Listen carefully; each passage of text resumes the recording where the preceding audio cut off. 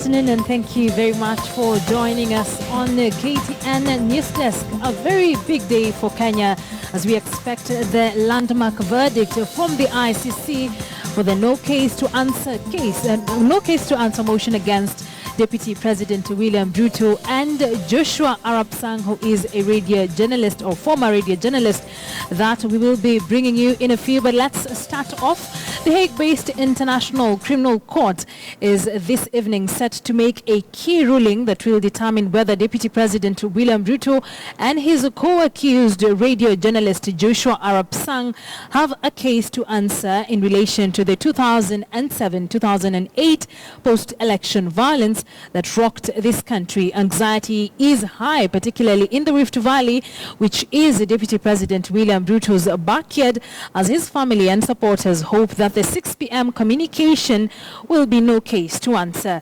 Duncan Khaemba has been keeping an eye on the ICC case and will be bringing us that report in a few. But let's get back to other business. A video has been doing rounds on the internet showing GSU officers use excess force on rioting students of the University of Nairobi. The video, which was captured by a mobile phone, shows a thorough beating of the students who had already surrendered after being cornered. Take a look.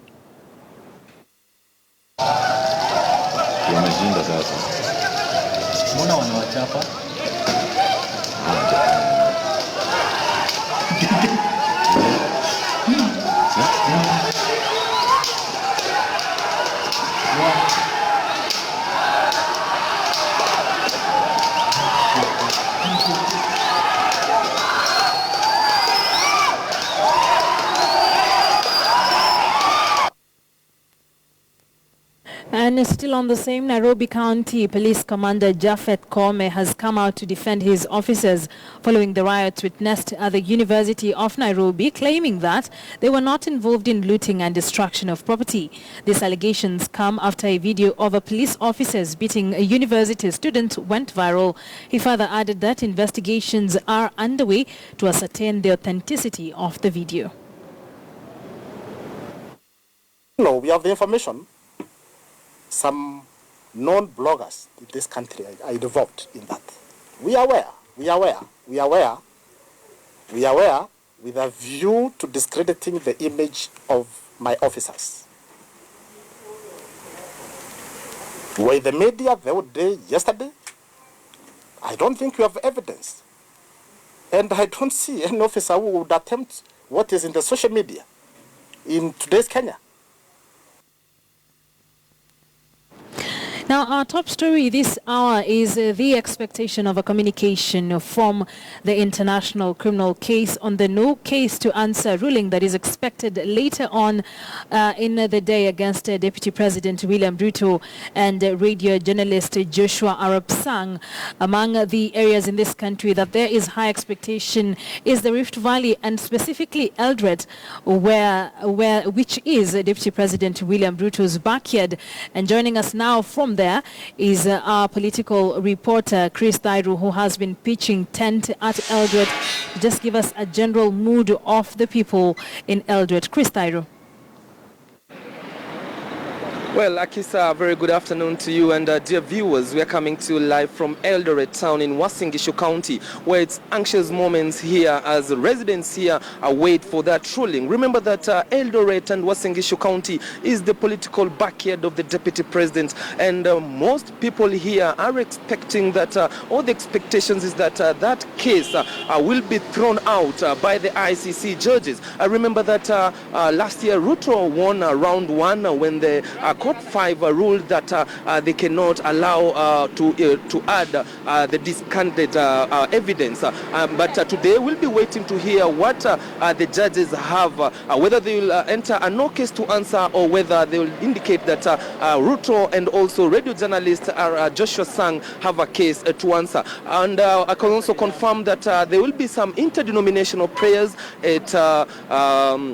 at Kiamba, where several people were torched during the 2007-2008 post-election violence, and the prayers are just meant to pray for the victims. And also I've talked to some of the residents here, and they are saying that the government has still still room to improve when it comes to reconciliation and preaching peace from different communities, and ensuring that despite or regardless of the outcome of today's ruling by the ICC judges, then peace will prevail in this region. But for now, it's calm and everyone is going on with his or her own business as they do on a normal basis, waiting for that evening for that crucial decision. Remember, these are very historic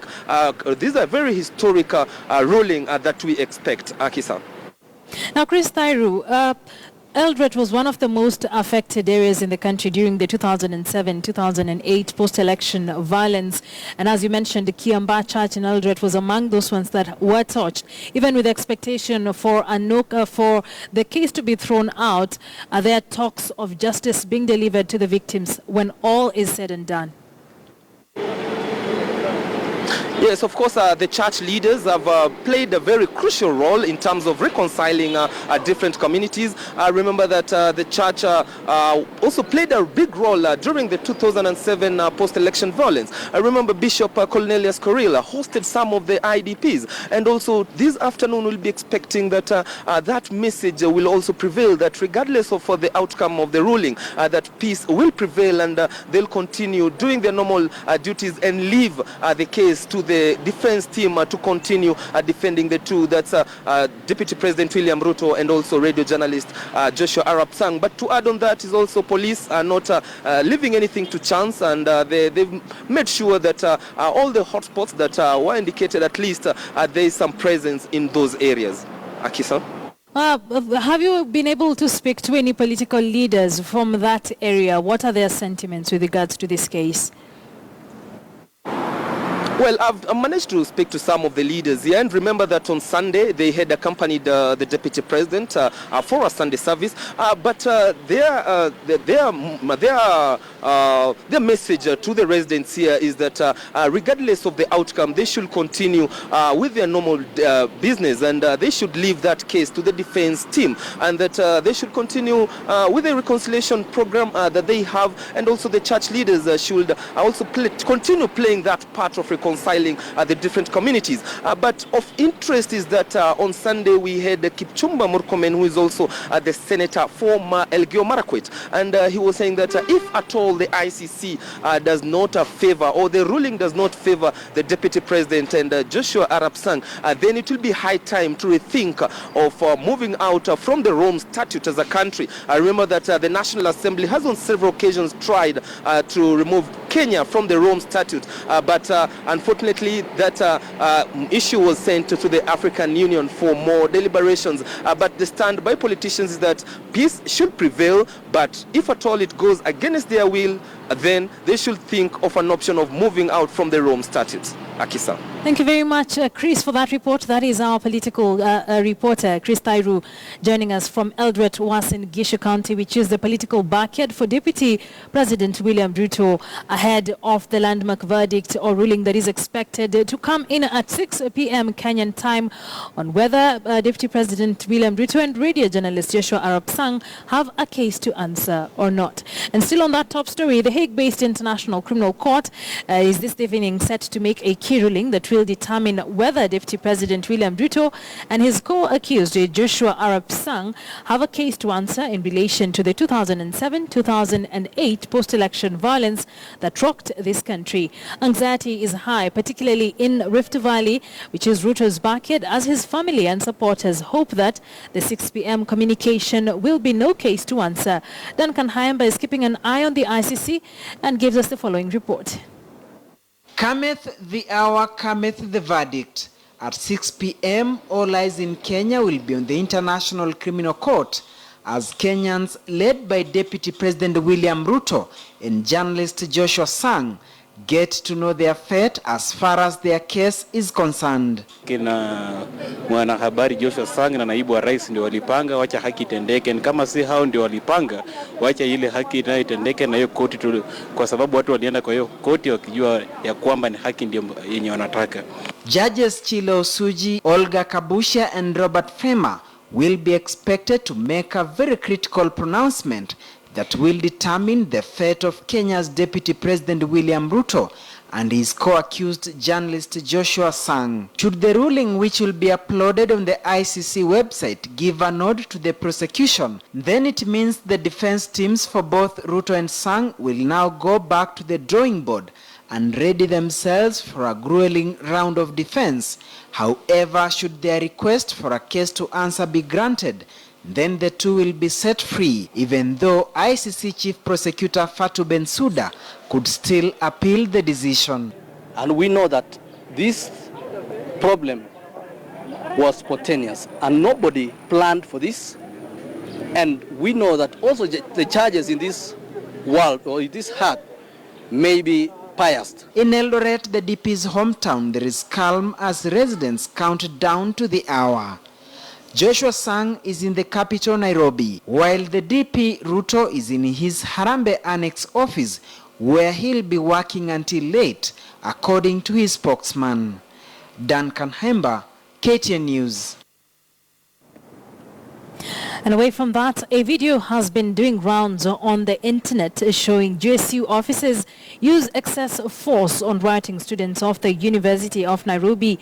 The video, which was captured by a mobile phone, shows a thorough beating of the students who had already surrendered after being cornered. Take a look.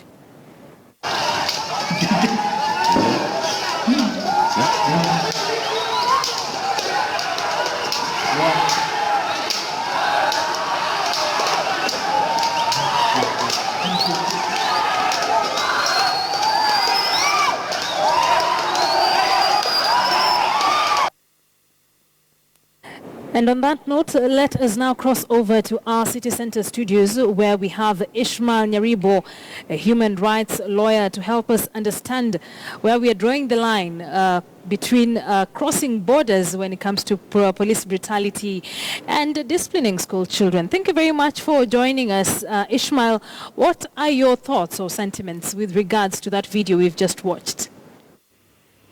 Now, you can see that already there is a claim that the video will be investigated on how it, leaked to the media, and probably whether it is true it was actually a video shot at the State House Road. Well, that is in itself is actually an indication that there is always an intention to either cover up or divert the intention of real and genuine investigations. This matter happened right along State House. It comes directly under the Inspector General, and the head of state, the President of Kenya, passes this route every now and again to go to his residence. It is really unfair and unfortunate that in the year 2016 we can have that kind of brutality met on the students. Naturally, the students are not that necessarily they are innocent, but there is a level of force that you can employ when you are trying to stop the agitated public and students for that matter. It's quite unfortunate that this happened along State House. Now, Ishmael, the video has been viral on the social media. There have been discussions and arguments on whether this is police brutality or the university students deserved that, following the kind of protest we witnessed yesterday, bringing the city into a standstill. Where do we draw the line when it comes to police brutality and stopping an agitated public, like you have mentioned? Kisa, look, where do we draw the line? A very good question. The police knew that the students had elections before yesterday. The police knew that a certain student who has always contested and won the elections will be contesting.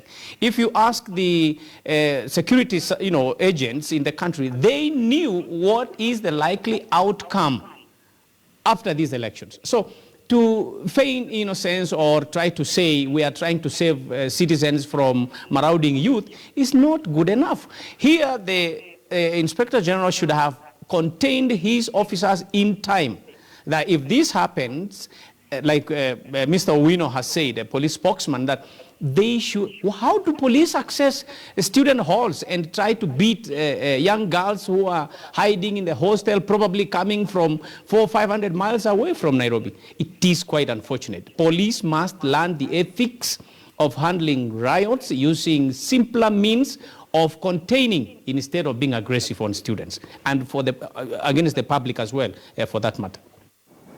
This is just a university election, and we are seeing such outcomes and such outcry. What does this say about the country and the strides it has made in protecting human rights and violations?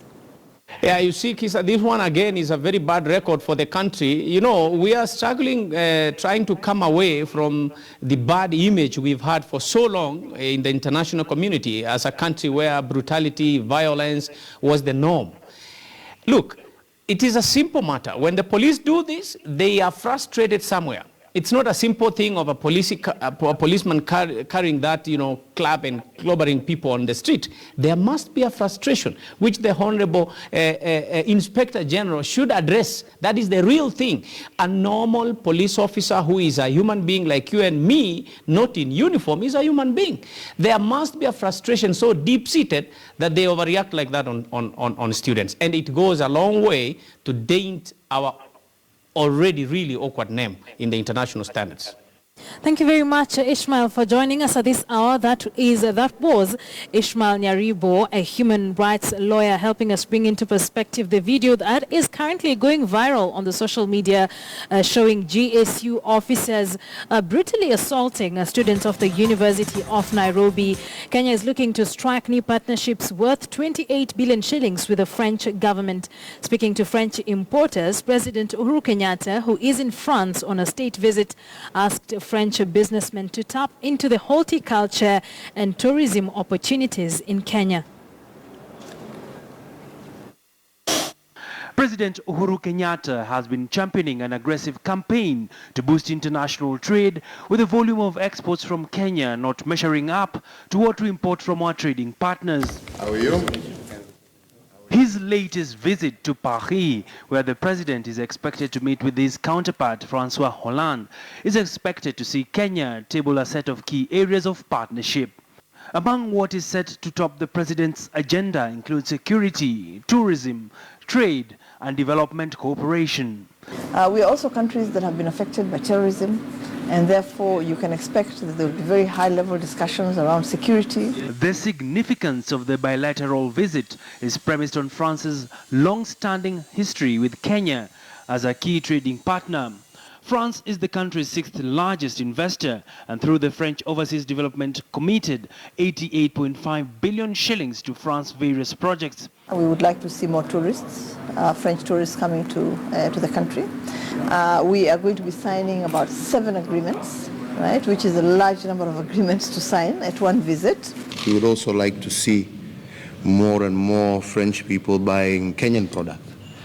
And the one area where I think we can close the gap of imbalance between our trade between our two countries is in the horticultural, floriculture, the agricultural sector of which you are a key player. Another key area of focus that could pop up in the visit is the issue of construction of the 400 billion shilling oil pipeline. Observers say the outcomes of the visit will redefine Kenya as a key trading partner with France. The president will be wrapping up his foreign travels with a visit to Germany. Abiagina, KTN News. Let's now get into the world of sports. Atletico Madrid will be seeking to hand Barcelona their second defeat in as many games when the two face off in the Champions League quarterfinals at the Camp Nou. Atletico will be seeking to repeat their triumph over Barca at the same stage in 2014. Also, Bayern Munich coach Pep Guardiola will be hoping to get a win as Bayern Munich host Benfica at the Allianz Arena. Atletico Madrid and Barcelona will meet for the 13th time in less than 3 years when the top two sides in La Liga face off in the first leg of the UEFA Champions League quarter-final at the Camp Nou. Barcelona have won the past 6 meetings, with Atletico's last victory coming in this very same competition, a quarter-final win in April 2014. The holders will be without injured defenders Jeremy Martiu, Alex Vidal and Adriano for the match, which could see Lionel Messi reach 500 career goals. The Argentine ace is currently on 499 for club and country. Atletico will be determined to ensure that does not happen though, as they have been boosted by the return to fitness of key centre-back Diego Godin after missing the last 2 matches with a hamstring injury. Barca saw their record-breaking unbeaten run come to an end after going down 2-1 to 10-man Real Madrid at the Camp Nou at the weekend, and Atleti would have been taking notes. 8 teams remain in the UEFA Champions League, and at the Allianz Arena on Tuesday evening, 7 titles will be on show. 2 former winners of Europe's Premier Club competition meet, Bayern Munich up against Benfica in leg 1 of their quarter-final clash. And in the form books, this draw is one the Germans would have been happy at receiving. As one of 3 favourites for this year's crown, Bayern have played the role with aplomb so far, 6 wins, a defeat and a draw this season. And having just overcome perhaps the sternest test they faced since the semi-finals last season, the Bavarians look primed for anything the competition might throw at them. Benfica, in the meantime, will be keen to show that they aren't merely an obstacle to be pushed aside. The 2-time European champions overcame Zenit St. Petersburg in the previous round, winning both legs. In fact, they are on a run of 8 wins on the chart, having won all but one of their last 20 matches. Bayern have won their last 10 Champions League home games, their best ever run in the competition, scoring 40 goals and conceding only 6 along the way, while the head-to-head count favours them as well, having knocked Benfica out in each of their 3 previous ties in European competition.